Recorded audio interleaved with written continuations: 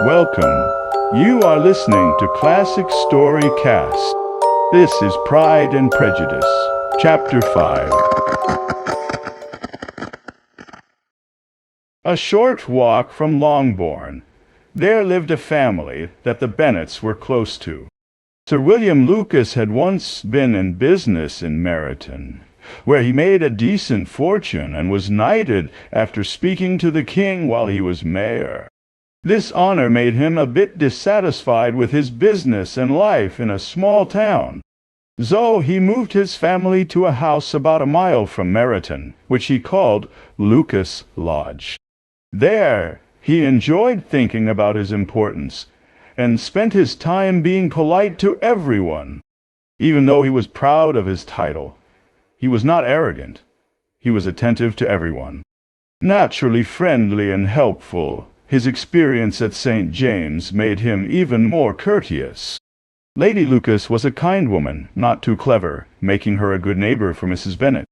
They had several children, and the oldest, a smart young woman around 27, was Elizabeth's close friend. It was essential for the Miss Lucases and the Miss Bennets to meet and discuss the recent ball. The morning after the event, the Lucases visited Longbourn to share their thoughts. "You started the evening well, Charlotte," Mrs. Bennet said politely to Miss Lucas. "You were Mr. Bingley's first choice." "Yes, but he seemed to prefer his second choice more." "Oh, you mean Jane, I guess, since he danced with her twice." "That did seem like he liked her. Actually, I believe he did. I heard something about it, but I'm not sure what something about Mr. Robinson." "Maybe you mean what I overheard between him and Mr. Robinson?" "Didn't I tell you?" Mr. Robinson asked him how he liked our Meryton Assemblies, and if he thought there were many pretty women there, and he answered right away that the eldest Miss Bennet was the prettiest, without a doubt. "Wow, that's very clear.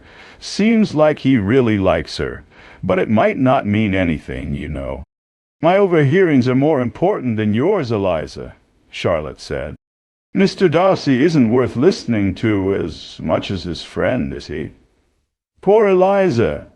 To be just tolerable. Please don't let Lizzie get upset about his rudeness. He's such an unpleasant man that it would be a misfortune to be liked by him. Mrs. Long told me last night that he sat next to her for half an hour without saying a word." "Are you sure, ma'am? Isn't there a little mistake?" Jane asked. "I definitely saw Mr. Darcy talking to her." "Yes, because she finally asked him how he liked Netherfield, and he had to answer, but she said he looked angry to be spoken to.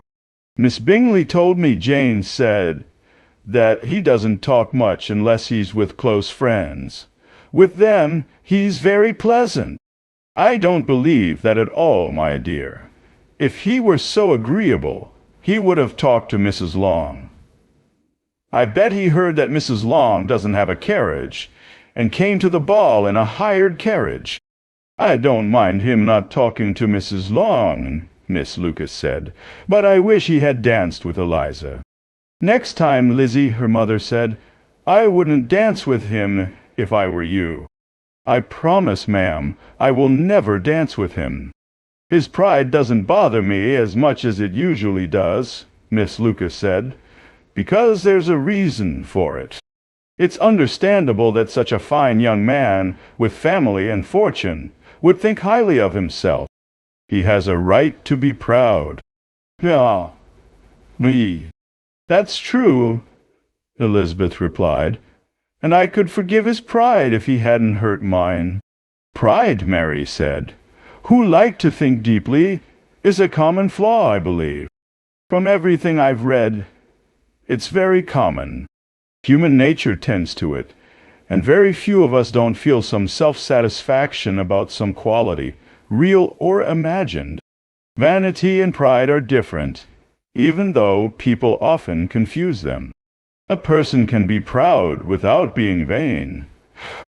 Pride is about how we see ourselves, while vanity is about how we want others to see us.